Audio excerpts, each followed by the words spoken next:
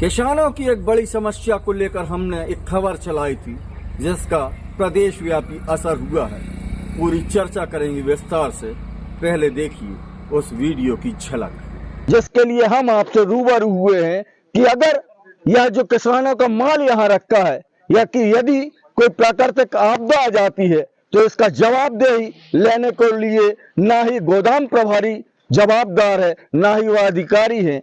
अगर इस स्थिति में मिलर सामान नहीं उठाता या अनाज नहीं उठाता और इस बीच में कोई प्राकृतिक आपदा आ जाती है तो उसका भुगतान किसानों को करना पड़ेगा। दूसरी बात यह है कि जब यह मिलर सामान उठा लेगा, अनाज उठा लेगा, उसके बाद उसका चालान कटेगा। लगभग 10 से 15 दिन की वह प्रोसीजर हो जाएगी और किसान को पैसों की आवश्यकता होती है। इसके बीच में अगर किसान को पैसों की जरूरत हुई तो उसका जवाबदेही कौन लेगा? इस तरह की विसंगतियां सरकारी इस नीति में आ रही है कि किसानों के लिए बनाई गई यह योजना कभी भी किसानों के लिए अभिशाप बन जाएगी। सरकारी मातहतों की लापरवाही और सरकार की गलत नीयत जो इन अनाज को खरीदे जाने के बाद मिलरों को देने का नियम है, सरकार चाहती प्रशासनिक व्यवस्था अगर हो सकती थी तो इस जो अनाज को खरीदा गया है इसे गोदाम के अंदर किया जा सकता था और किसानों को उसका भुगतान कर दिया जाता। और यदि मिलर्स को दिए जाने की नीयत थी भी तो गोदाम के अंदर से भी उन्हें अनाज दिया जा सकता था। नमस्कार, मैं हूं नीलेश स्थापक और अब से चंद पल हम इस वीडियो के माध्यम से जुड़े रहेंगे।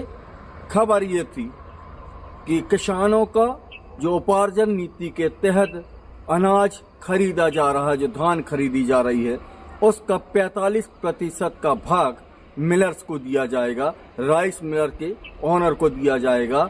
वह माल गोदाम के अंदर नहीं होगा। शंका ये व्यक्त की गई थी कि किसानों का वह माल जो अंदर नहीं जा पा रहा है गोदामों के, वह प्राकृतिक किसी आपदा के कारण अगर खराब हो जाता तो किसानों को बड़ी समस्या होती। इस वीडियो के प्रसारित होने के चंद घंटों बाद ही उपार्जन नीति पर मध्य प्रदेश सरकार ने विचार किया और आज वह नीति परिवर्तित हो गई। किसानों का वह पूरा माल गोदाम के अंदर सुरक्षित किया जा रहा है, गोदाम के अंदर लिया जा रहा है। मतलब किसानों का जो नोटिफिकेशन होता है, किसानों को जो सूचना दी जाती है कि वह अपना माल लेकर खरीदी केंद्र में पहुंचे, उसके तुरंत बाद उसका माल तुलाई होकर अंदर चला जाता है।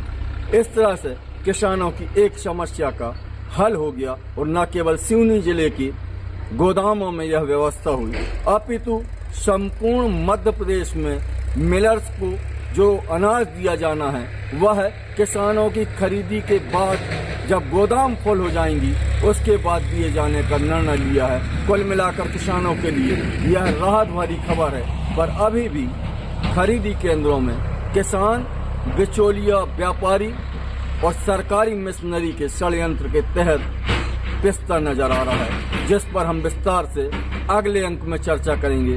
फिलहाल किसानों की इस समस्या का हल होने से उसको बड़ी राहत हुई है। इस अपडेट में मुझे दीजिए इजाजत। नमस्कार।